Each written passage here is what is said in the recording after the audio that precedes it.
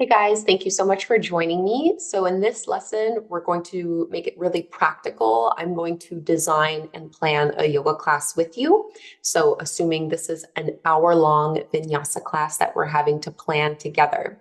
I'm going to make this super detailed. So as you see in this Word doc, I've put categories for the theme, the brain dump, the opening, the warm-up, the flow, the cool down, the closing. This is similar to how I used to plan my classes when I was first certified and first started teaching. In the beginning, I felt like it was really helpful for me to have all these kinds of categories and to really be super thorough in my planning, just because I was new to teaching and it just helped me gain the experience and the knowledge, and it just made me more confident in my teaching overall. Now that I've been teaching for over a decade, my process is a lot quicker. I don't necessarily have all of these written out perfectly. So, for example, I have probably 50 notebooks, with lesson plans in them and stuff like that. And some I've kept, and some I don't even know where they are anymore. I usually do this pen and paper. That's how I feel. I don't know, I think the best or something. It helps me process my thoughts really well, pen to paper. But obviously, for the sake of this training, we're going to do it through this Word doc so that you can get a feel for how I like to plan my classes.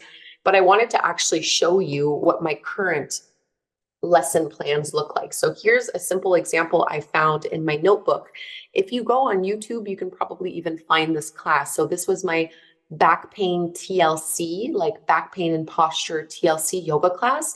And this is quite simply, how I wrote it out. So hopefully you can see that. It might not make sense to you guys necessarily. I find that, when it comes to planning classes, it's very personal, teacher to teacher. Everyone writes the poses down and writes the sequences down a little bit simply. But I just wanted to show you this to highlight the fact that, I really just wrote out the sequence kind of in one shot.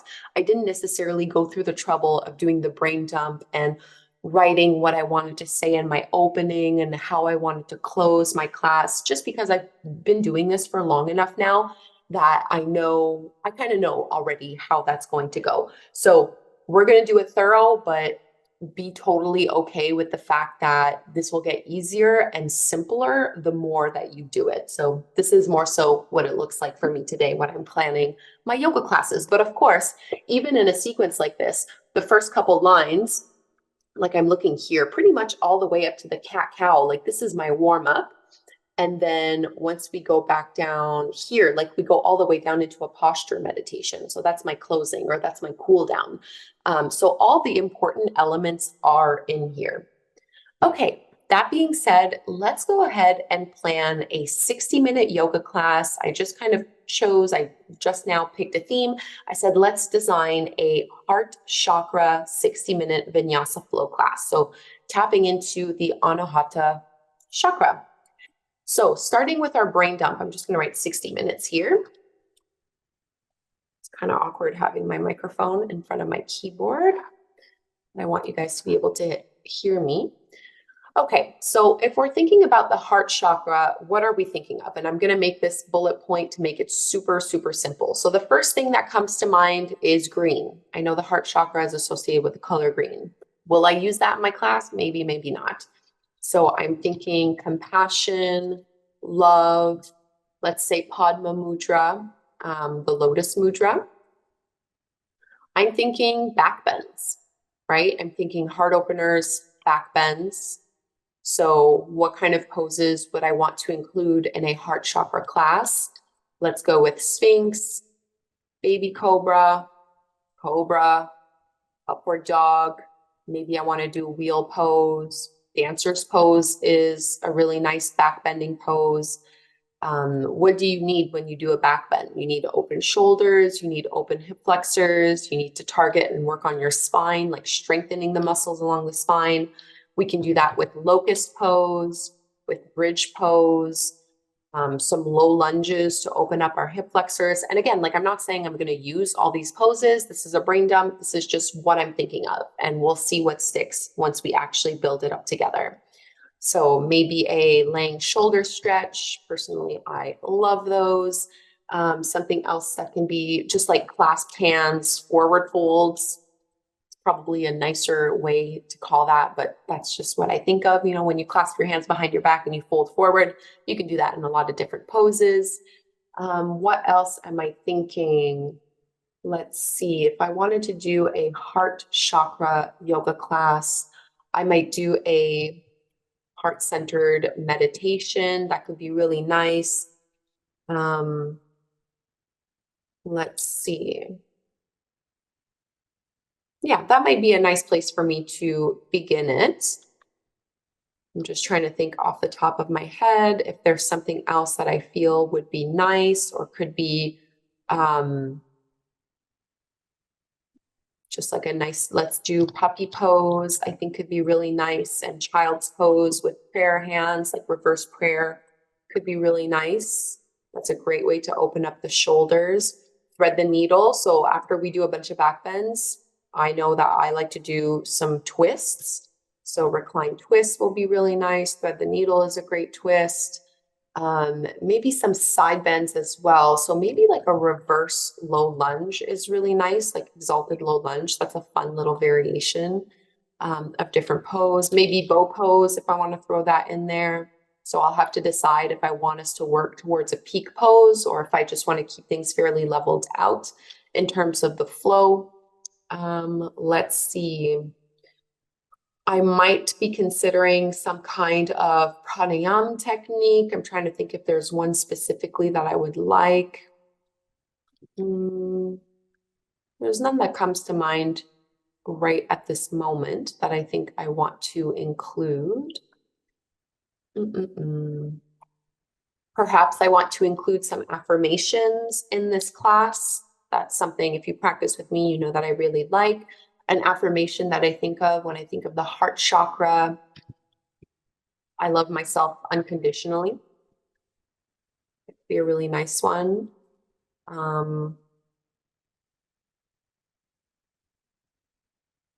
My heart is a magnet for miracles. I love that one. I think that's from Gabby Bernstein.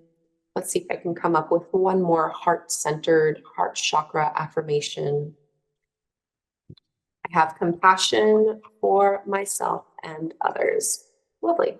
Maybe I'll use that. Maybe I won't. We'll just keep going here.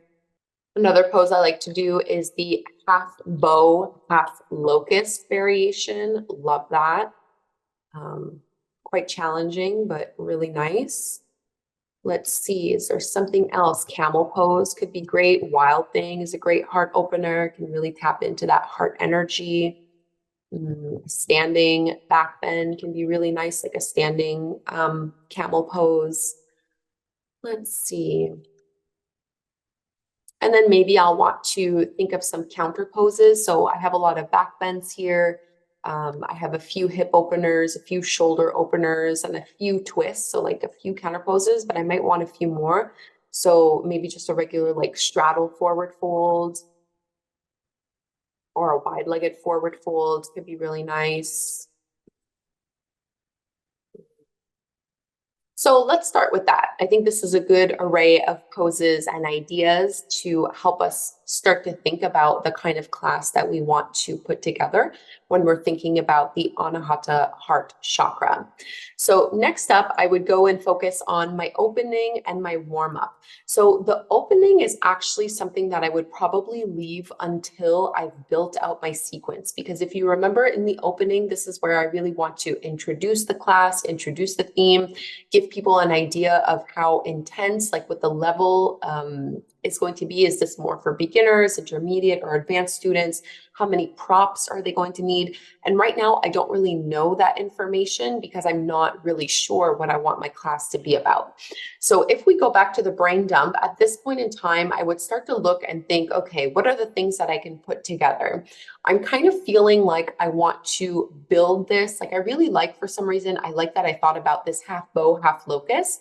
And because I already have half bow, half locust, and I have my bow pose and I have locust pose, I'm going to highlight those because I want to kind of build my class around these. So I'm just literally going to highlight that. If I was doing pen and paper, I maybe would not necessarily do that. Bow pose is a pretty intense kind of pose, certainly I would classify it as a peak pose. So I'm going to write that, and I'm going to make sure that I'm building my class towards bow. Bow is intense. You need open hip flexors, open shoulders, a deep back bend.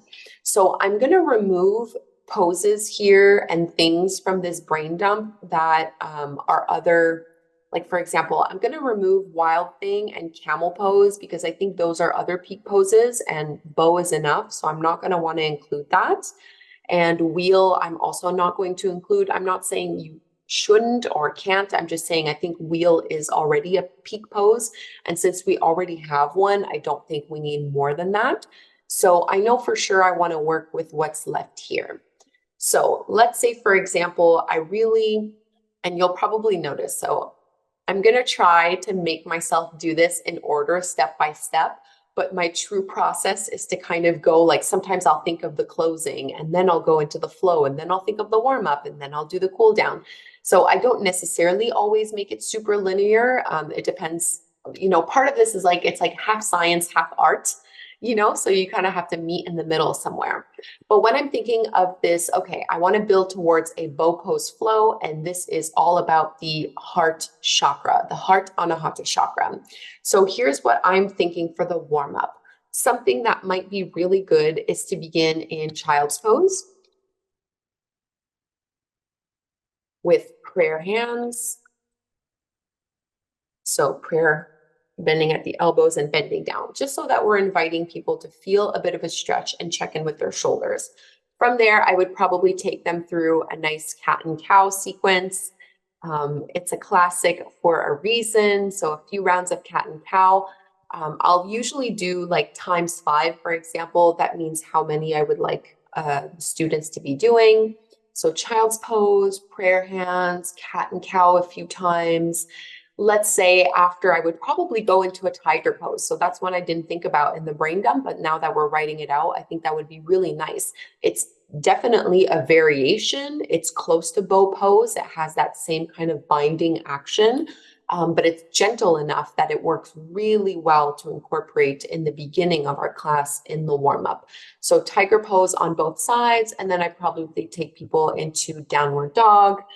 From downward dog, then I would probably, let's see. So I'm probably going to add more to the warm up, but for now I want to go into the flow. So flow, mini flow number 1, because remember, we can have multiple. So for this first mini flow, we are in downward facing dog. Actually, you know what? From downward dog, I'm going to make them walk forward to the top of the mat into ragdoll pose. And in ragdoll, I'm going to give them the option to do the clasp hands forward folds. So to bring the hands behind the back and reach the knuckles up and over. From there, we'll stand back up into mountain pose, and we can do a standing back bend in mountain pose, as well as standing side bends. So remember, in the warm up, things that are really important to do is to focus on the essential spinal movements. So here we have cat and cow. So I have some extension and some flexion.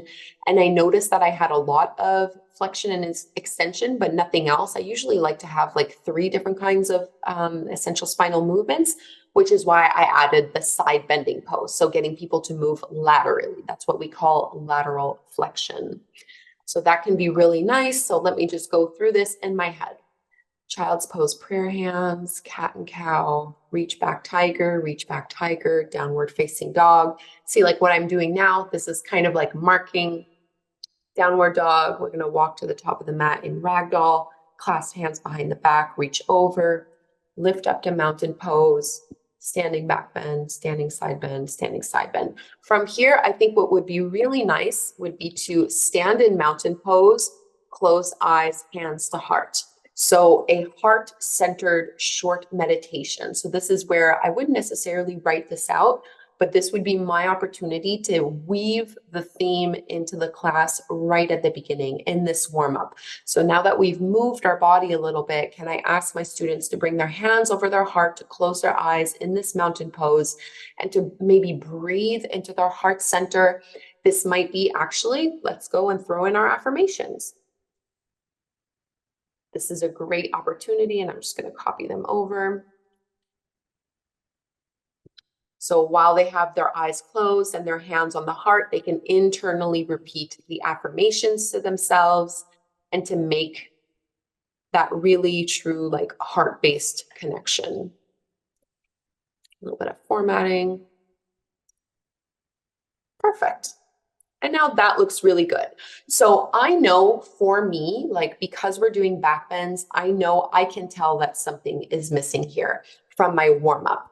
I don't know if you guys can sense it or can see, but I can think of two things that I want to make sure I include either by modifying my warm up or just making sure we tackle it right away in mini flow number 1.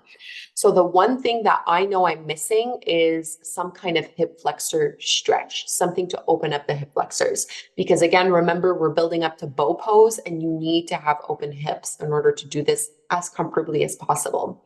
The other element that's really important, we are working on backbends. This is a heart-centered practice, a backbending practice. You need a strong core. So often I would do core work in the warm-up, but right now my warm-up seems pretty full. I don't think it necessarily makes sense for me to add either a hip opener or a core strengthening pose or sequence in the warm-up. So what I'm going to do is make sure that my first mini flow here in the flow section is going to tackle both of those things.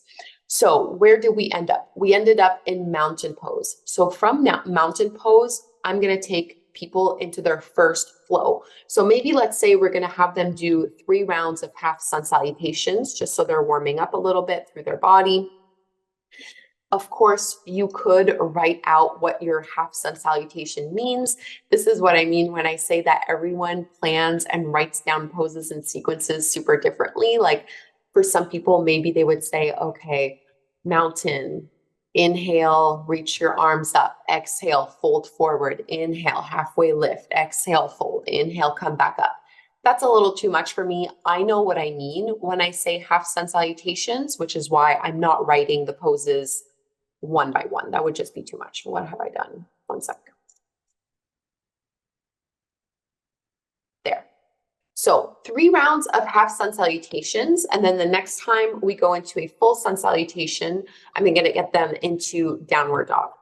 So from downward dog, I know I want to open our hips. I know I want to start engaging the core. And I also want to start preparing ourselves for back bending poses. So from down dog, I'm going to go into 3-legged dog. So right leg rises. Whenever I'm doing these sequences, I always start from the right side. So I'm not bothering to say right leg because I know whenever I'm doing something, I start on the right, I finish on the left. Maybe you do it differently, totally fine. From right leg, 3-legged dog, I'm gonna do knee to nose. Some people call this stoking the fire. So it's when you shift forward into plank pose and you tap your knee to your nose, really working on your abdominals. So I'm going to do this 5 times because I really want to work on the core. And on the 5th time, we're going to step the foot through into a low lunge. Low lunge is a perfect pose to start opening up your hip flexors. So maybe low lunge, and let's see. After I do a low lunge, I usually do like to do half splits, Ardha Hanumanasana. If you've done any of my classes, you've probably done that a million times with me. The poses just flow really well together. And it's like, if I'm going to work on opening the front of my thigh, I might as well go at the back of my thigh next. So half splits, and let's say half splits with a twist.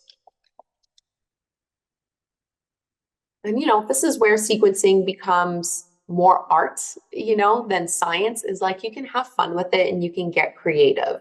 So with this sequence, I know right now I've worked on a little bit of ab, core strength. I've tapped into my hip flexors. What's missing now are little mini back bends and poses that strengthen along the spine. So once we go back into our half splits, I'm going to do a vinyasa. But with the vinyasa, so usually a vinyasa is you go from plank, chaturanga, upward facing dog, and downward facing dog. Instead of getting people into upward facing dog, I'm going to make them do little baby cobras. We'll do 5 of them.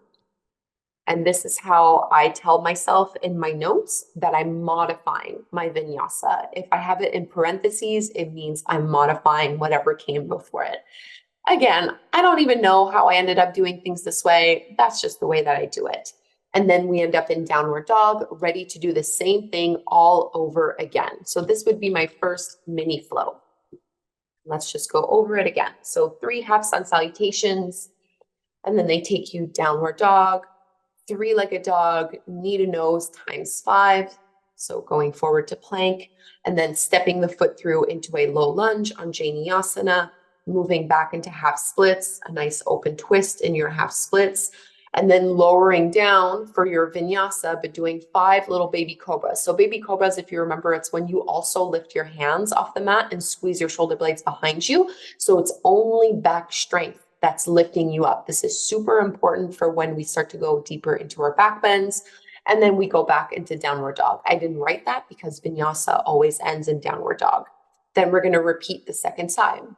Now we're ready for mini flow number 2. This one is going to be adding on and building onto the last sequence. So let me scroll up and look at what I wrote. So some things that I want to include.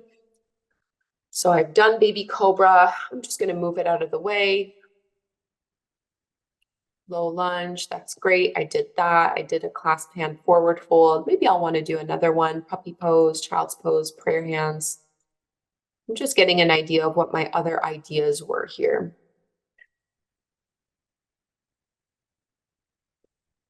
Okay, perfect. All right, so for my mini flow number 2, the next thing I would probably do, if I want to again include clasped hands, I might be moving people closer towards a dancer's pose. Let's see. So 3-legged dog, pretty much how all of my sequences, my mini flows start. Let's go 3-legged dog, and then we're going to come into warrior 2. So warrior 2 is great. It's going to open up your hips, but I'm going to take them into humble warrior. So humble warrior is when you clasp your hands behind your back and you dive forward. So we're inviting a nice shoulder opening from here. From humble warrior, something that can be really nice, I like to go into an easy twist. Again, this is a nice way, easy twist with a bind. So that's what we're going to do. So humble warrior, then you drop the hand down, reach the arm up, and add a half bind. I should write that. It's not a full bind. It's a half bind, again, because we're working on opening through our shoulders. From here, we're going to lower into locust pose. Super important. And then we're going to press back into a puppy pose. Yes, that feels really good to me. Back into puppy pose to really stretch it out. And then let me close my eyes and try to imagine the session. 3-legged dog, warrior 2, humble warrior, easy twist, add your bind. Lower down, locust pose, puppy pose. Let's see.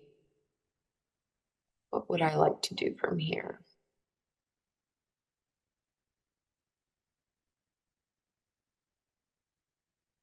I think that's good, actually, from puppy. I might add something else after. And then we're just going to take a vinyasa. Yeah, I like the sound of that. From here, I think before I do mini flow number 3, I'm going to take a little, kind of like a little time to pause. Actually, do I want to do that? No, scratch that. See, we're building this on the fly. Let's go with mini flow number 3. So we're back in our downward facing dog. So looking over the previous flows, what do we think maybe is missing? What else would feel really good here? So actually, I really do want to take people into dancer's pose. I want that to be the next thing. And from dancer's pose, I know that I can bring people back to mountain and have them come back to this heart mountain pose meditation. So yeah, that's what I want to do. Actually, maybe I'll even do it with the lotus mudra this time. Now we're cooking. Let's go. And you know what? I also really want to do this reverse low lunge. Why not do it all together right now? Let's do this. We got it. Okay, 3-legged dog. And this time we are going to come into our low lunge. And we're going to reverse that low lunge. So that includes a twist, a side bend, and a bit of a back bend. There's a lot going on in a pose like that. From here, after that, I'm going to go back into my high lunge and I'm going to prep myself for dancer's pose. Dancer's is amazing. It really opens up your shoulders. It's almost like a half a bow pose, very similar. So it's going to get people engaged the way I want them to be engaged. And then instead of doing the flow, we're going to pause. I don't know why I keep putting a G at mountain. We're going to do mountain pose with Padma Mudra. So lotus mudra at the heart. And repeat affirmations. And then vinyasa. Love that. Okay, that looks really good to me. From here, I think we are looking pretty good. And I think we're ready to come into our peak pose, which is going to be bow pose. So I'm calling this a mini flow. It might not be quite as flowy, but what I want from this sequence now, I know that what I want is this half bow, half locust, bow pose, and then a lot of counter poses to make sure that we are feeling really good in our bodies. So from downward dog, I think I'm going to get people into tabletop. So just resting, actually, they're just going to lay down flat on their bellies.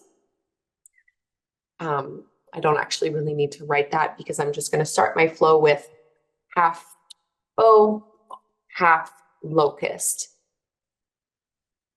both sides. So this one, I think I'm building it a little differently than the other ones. So when I built these previous 3 mini flows, I was just doing it one side at a time, right? So we're doing right side, then left, right side, then left, right side, then left. For this one, each pose, we're going to do it on the right side and the left side before moving on to the next pose. So we're going to do the half bow, half locust, which is awesome. And then we're going to do our full bow pose or locust. So this is something that's really important. Remember in a previous lesson, I was talking about modifications and options. What I really love about introducing half bow, half locust, and we already did locust pose, Shalambhasana early on in the class, I'm now giving people options and other ideas, other things that they can do instead of doing bow pose. So if bow pose proves to be too much, they can just do locust pose, which they already know how to do because we did that earlier on in our sequence and earlier on in our class, somewhere over here in mini flow number 2. Or they can even do half bow, half locust another time. Totally up to them. These are big back bends. From here, what do we want to do? We want to start releasing. First thing that I like to do, again, I love to do a twist after a back bend. I'm going to get them on hands and knees and do thread the needle, both sides, right and left. And then we're going to probably just do child's pose, rabbit pose. Rabbit pose is amazing at stretching along the spine. And you know what? I think this looks like a great class. I might actually teach this class on YouTube because I've already gone through the trouble of planning it. And I think it sounds nice and I bet it would feel pretty good.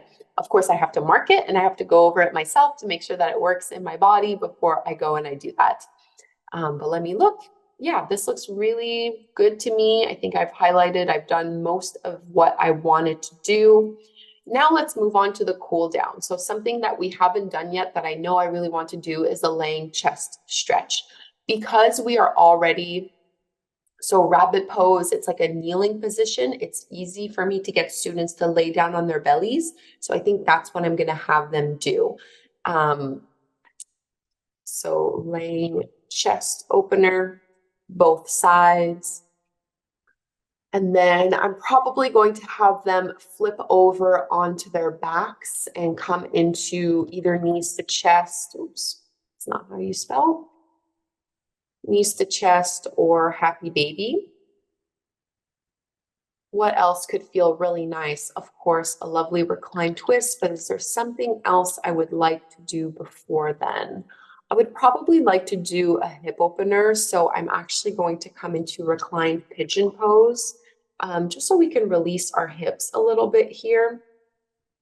And then from actually reclined pigeon pose feeds really well into a spinal twist. You can just continue to cross the leg over and drop the knees to the side.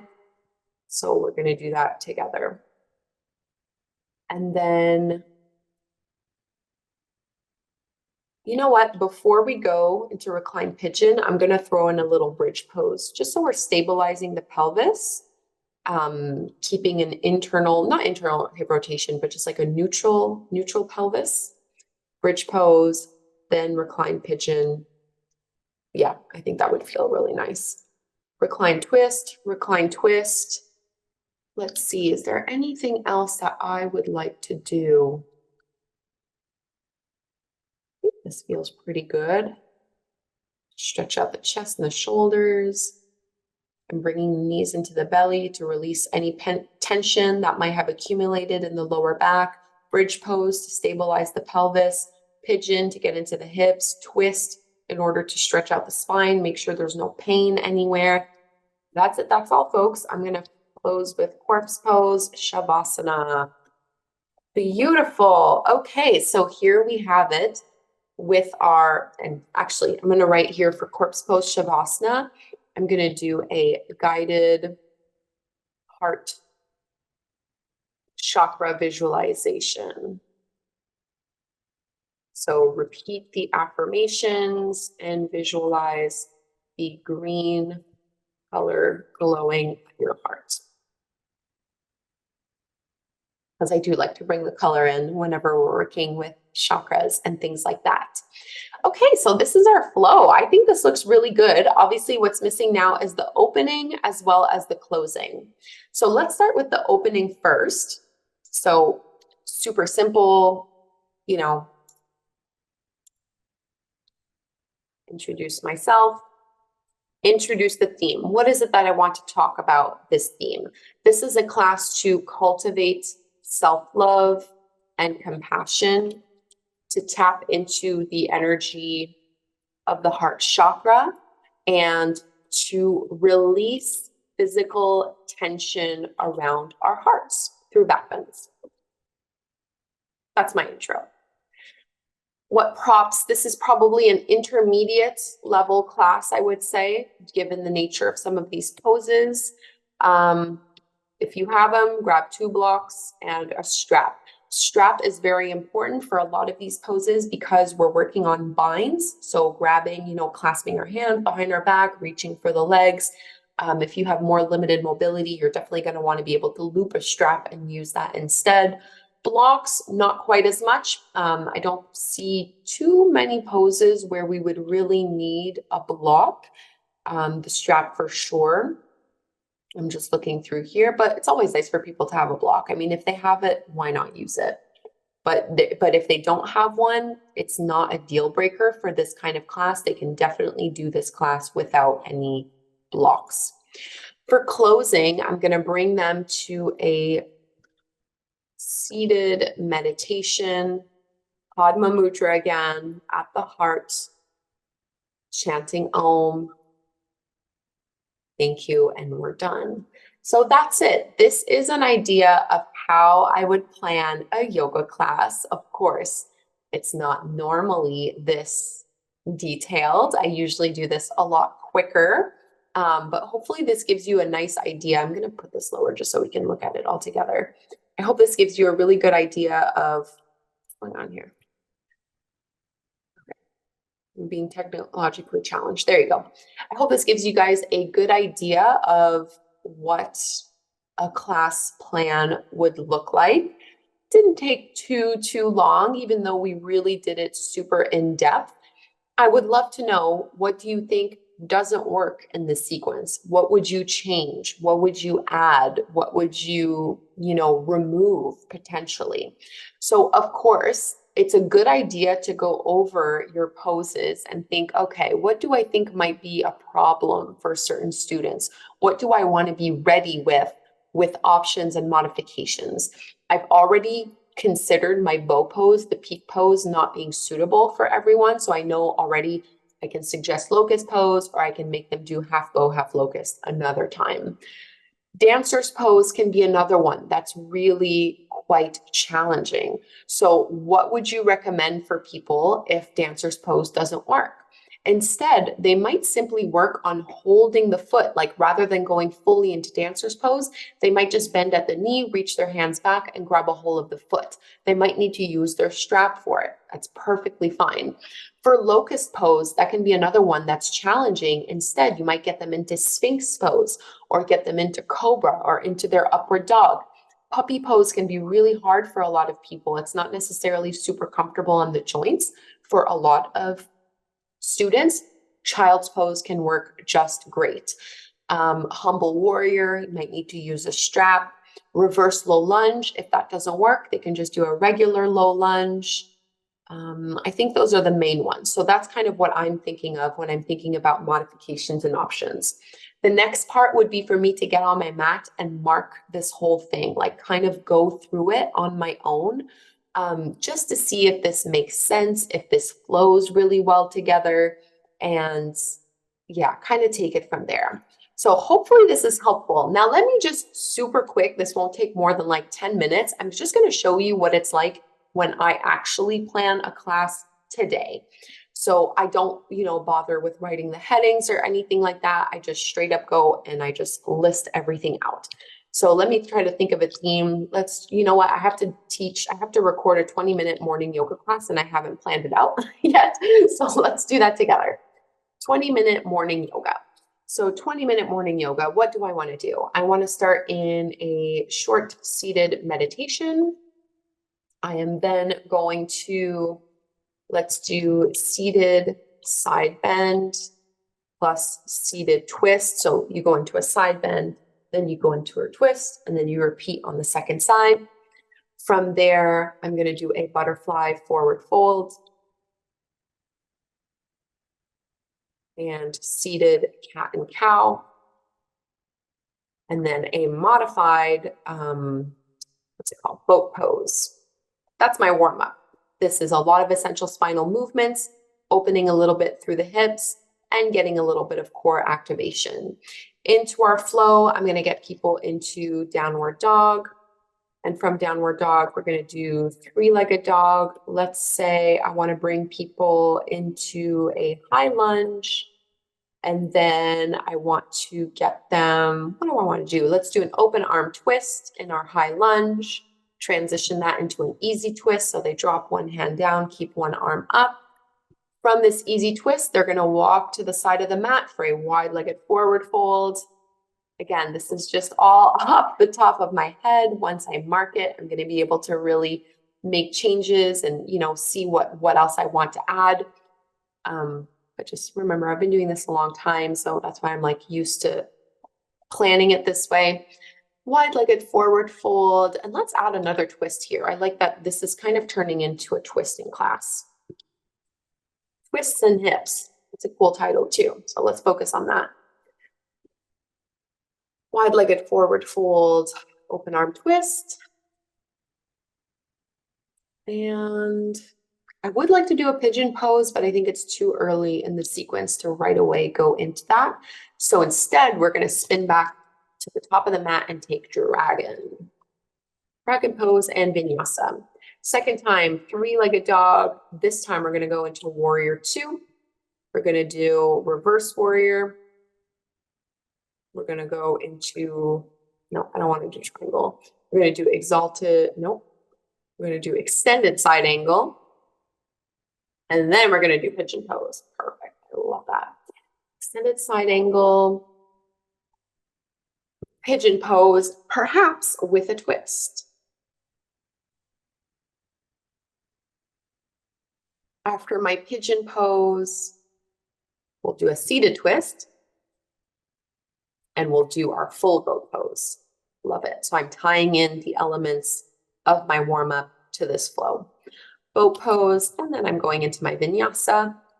So it's just a 20-minute morning yoga class, so too many flows I think are plenty for me. So now I want to focus a little bit more on the cool down.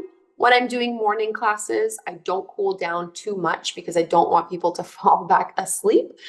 So I keep these a little short. I just focus on like flexibility and getting people to feel really comfortable in their bodies. So something that I might want to do, maybe instead of, actually, I'm not sure. Let me look a little bit. So we started with a butterfly forward fold. So let's maybe do reclined butterfly. So it's a bit more of a passive version, and then reclined twist on both sides. And then either Shavasana or a seated meditation. Often when I do morning yoga classes, I like to not do Shavasana and instead have people sitting, again, just because I don't want people to fall asleep.